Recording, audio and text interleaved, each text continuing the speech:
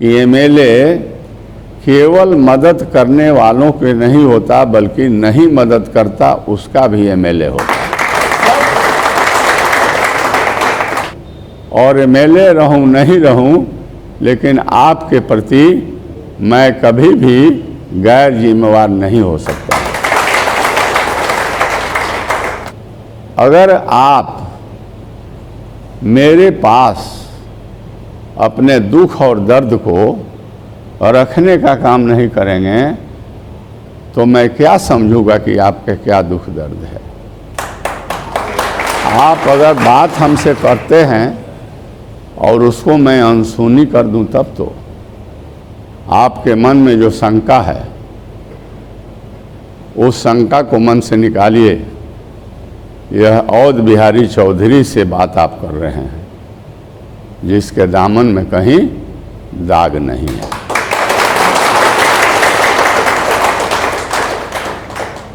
मैं तो आंख पसारे बैठा रहता हूं।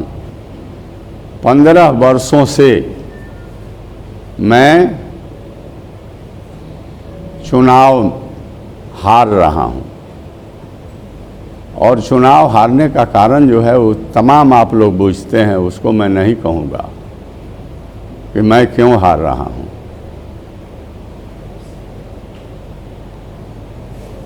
इसके बावजूद भी आप लोगों के प्रति स्नेह, आपके प्रति प्रेम, आपके प्रति आदर जिस रूप में हूं उस रूप में भी आपको हम अपमानित नहीं करते हैं, न करेंगे। आप मेरे बारे में तो सोचिए, दुनिया के बारे में क्या सोचते हैं, मेरे बारे में तो सोचिए कि मैं क्या हूं। मेरा चलने का रास्ता क्या है। मैं कोई जात का आदमी नहीं हूं भाई, बात साफ है। मैं जमात का आदमी हूं, मैं समाजवादी हूं। लोहिया जी, जननायक कर्पूरी ठाकुर जी, बाबा साहब अम्बेडकर साहब, शांति सद्भावना के पुजारी मजरुल हक साहब, हम लोगों के सिवान के दूसरा मालवीय बैजनाथ प्रसाद उर्फ दाढ़ी बाबा, इन लोगों के सोच और समझदारी को रखते हुए मैं समाज को मजबूत करके चलने वाला हूं। अगर आप में मजबूती नहीं होगी, अगर आप एक नहीं रहेंगे, ये तरह तरह के ओछर मानसिकता वालों के बात को सुन करके अगर आप इधर उधर भटकेंगे तो विकास नहीं होगा। और तब भिन्न भिन्न जगहों पर आप बटे रहेंगे तो कहा गया है कि मदारी आवेगा, जाल बिछाएगा, दाना डालेगा और आपको फंसाने का काम करेगा, आपका विकास चौपट करेगा और अपने कुर्सी को वो फिर सिक्योर करने का काम करेगा। इस बार आप सबको देख लिए हैं, हमको भी तो देखे हैं। आप कहेंगे कि आपको भी देखे हैं, तो हमने तो दुनिया का काम किया है। हमको आप दिए तो हम तो काम किए। राजेंद्र स्टेडियम जो है देख रहे हैं, उसमें हम अपने एमएलए कोटा का पैसा दिए, एमपी साहब भी दिए थे। टाउन हॉल में मैंने पैसा दिया, वो भी दिए थे। इंडोर स्टेडियम में मैंने पैसा दिया, वो भी दिए थे। डीएवी हाई स्कूल बनाने में मैंने दिया, वो भी दिए थे। और डीएवी कॉलेज में उनके द्वारा भी मिला, मेरे द्वारा भी मिला। बच्चियों के लिए डीएवी कॉलेज में मैंने एक रूम बनवाया जिसमें वो लोग आज के दिन में क्या जाने डीएवी कॉलेज में बच्ची लोग पढ़ती हैं या नहीं पढ़ रही है, पढ़ रही है। तो मैंने तो बनवाया कॉमन रूम, हमारा कॉमन रूम बनवाया हुआ है। हॉस्पिटल को बाउंड्री कराना और ऑपरेशन थिएटर, आप देखिएगा जा कर के, मैंने अपने कोटे से ऑपरेशन थिएटर बनवाया उस पर मेरा नाम, ऑपरेशन जो थिएटर है उसमें मेरा नाम जरूर लिखा होगा। Ice bag, blood bank, generator और 60 बेड के लिए एक बहुत अच्छा रूम हम लोगों ने बनाने का काम किया। अस्पताल के पीछे मरीजों को स्वच्छ पानी मिले, इसलिए water supply scheme civil surgeon के सामने हम लोगों ने दिया।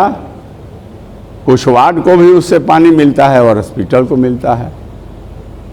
चर्चा और हंगामा है कि हम लोगों ने बहुत कुछ कर दिया। क्या किए भाई, बतलाइए ना, क्या किए? हमारा तो जो किए हम बन रहे हैं, चैलेंज हम देते हैं कि कोई बतलाव दे कि वो हम लोगों का है कि इन लोगों के ज़माने का है। हम तो चुनौती देते हैं। इस काम को हम लोगों ने तो किया है, उन लोगों ने क्या किया?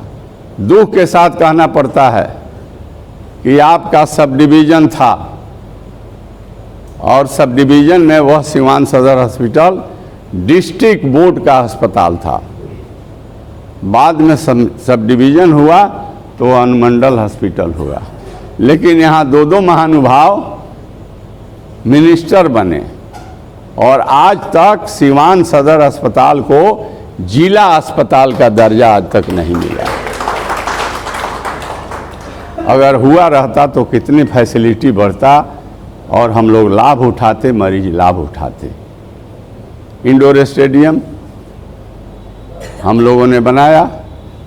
दशा क्या है उसमें, एक रोज गए थे देखे तो ऊपर का सीलिंग जो है टूट टूट कर नीचे गिर रहा है।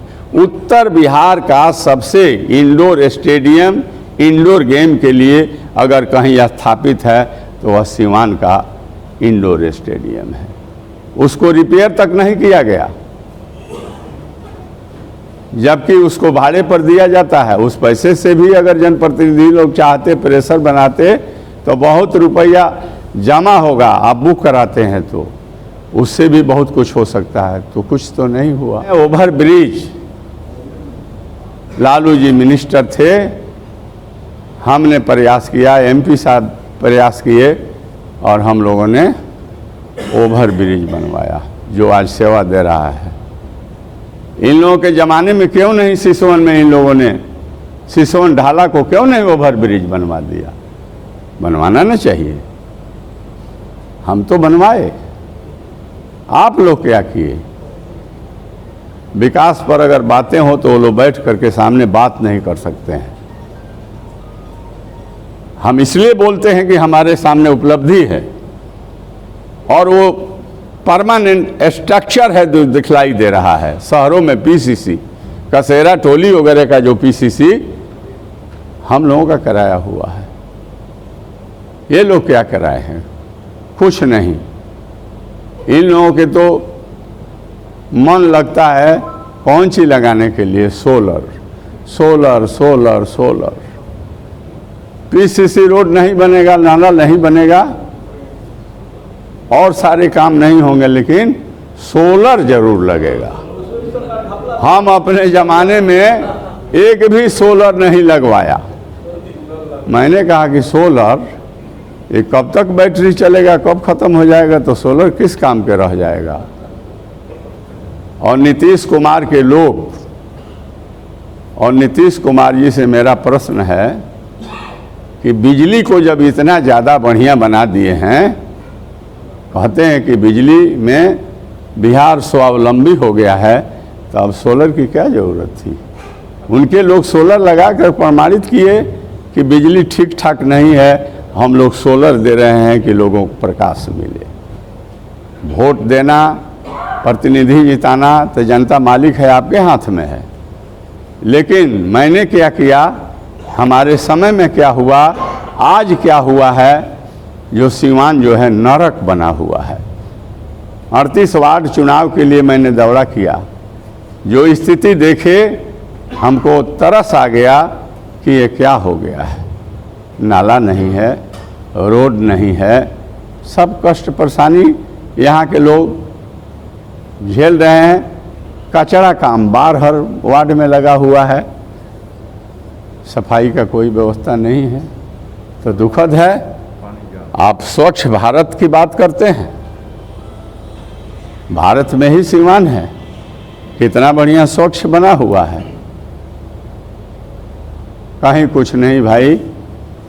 ये लोग अपने बात बोल करके आपको दिमाग को खींचते हैं, उनके मन में सिर्फ चुनाव चुनाव चुनाव, विकास नहीं, काम नहीं, इसी पर वो लोग आधारित हैं। मैं आप लोगों से निवेदन करूंगा कि इस बार आप मुझे अवसर दें, अवसर। मैं सिवान विधानसभा के साथ साथ जिला के सभी जिम्मेवारी को निभाऊंगा, सबका काम करूंगा, जात पात से ऊपर उठ करके आप तमाम लोगों के साथ रहूंगा, दुख सुख के साथी बनूंगा, और जो हमें आप काम देंगे उस काम को करूंगा। मैं आपसे एक अवसर मांगता हूं, भरोसा है कि आप विश्वास करेंगे। इन्हीं शब्दों के साथ जय हिंद, जय भारत। काफ़ी लंबे समय तक, लगभग 20 वर्षों तक आपने इस सीट का प्रतिनिधित्व किया है। बावजूद इसके वे कौन से ऐसे कारण आपको समझ में आते हैं कि 2005 से लेके 2020 तक यह सीट आपसे दूर रही? जनता मालिक है, और कभी कभी मतदाता भ्रम में फंस जाते हैं। आज समाज में कुछ पॉलिटिकल पार्टी न्यूसेंस पार्टी है, जो उनके दिमाग में जहर डालने की काम करती है, गलत गलत प्रचार करती है। इसलिए हमें लोगों का आशीर्वाद रहा, लेकिन भ्रम के शिकार कभी कभी हमारे मतदाता हो गए, तो मुझे नहीं जिताए, पर भी उनका आदेश शिरोधार्य है।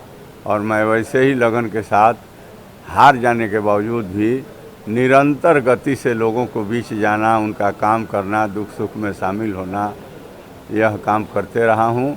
और लोगों का विश्वास हम में है कि यह आदमी हम लोगों की सेवा किया है, आज भी सेवा कर रहे हैं और करेंगे। आपकी पार्टी राष्ट्रीय जनता दल के तेजस्वी यादव जी की रैलियों में जिस तरीके का अपार जन समर्थन, जन सलाह दिखाई दे रहा है, उस पर आपका क्या कहना है?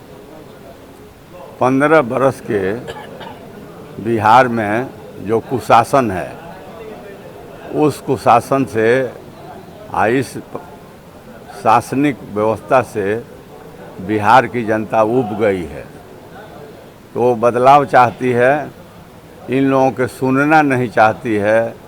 अब बिहार के होने वाला मुख्यमंत्री श्री तेजस्वी प्रसाद जी बहुत कायदे से बात बोल रहे हैं और बहुत सही तरीक़ा से अपने बात को रख रहे हैं। लोगों का उम्मीद है कि यह एक नौजवान है, इसके नेतृत्व अगर हम देते हैं तो बिहार का कल्याण होगा, बिहार का विकास होगा। जी, अभी आप विधायक बनने के बाद क्षेत्र की जनता के लिए आपका क्या रोड मैप होगा? अब विधायक बनने के बाद मैं बतला दूंगा कि 15 वर्षों के विधायक और 10 वर्ष के एमपी ने क्या दिया और हम बन रहे हैं तो क्या देंगे, ये तो अब हमारे बनने के बाद हम सिवान और अपने मतदाता को बताएंगे कि मैं क्या कर रहा हूँ, वो लोग क्या किए थे। निवर्तमान विधायक व्यासदेव प्रसाद 15 वर्षों से हैं, इस सीट का प्रतिनिधित्व कर रहे हैं, और 10 वर्षों से ओम प्रकाश यादव जी सांसद रहे हैं। इन दोनों में से किसको आप अपने लिए चैलेंजिंग मानते हैं वर्तमान लड़ाई? देखिए, इस चैलेंजिंग के बाद छोड़ दीजिए, समझे ना। 3 तारीख को मतदान होने दीजिए, 3 तारीख के मतदान के इंतज़ार कीजिए और 10 तारीख को गिनती देखिएगा। अब हमको किनसे लड़ाई हो रही है, अब जनता फैसला कर देगी और काउंटिंग का रिजल्ट ही बतला देगा कि ये लोग कहाँ हैं और हम कहाँ हैं।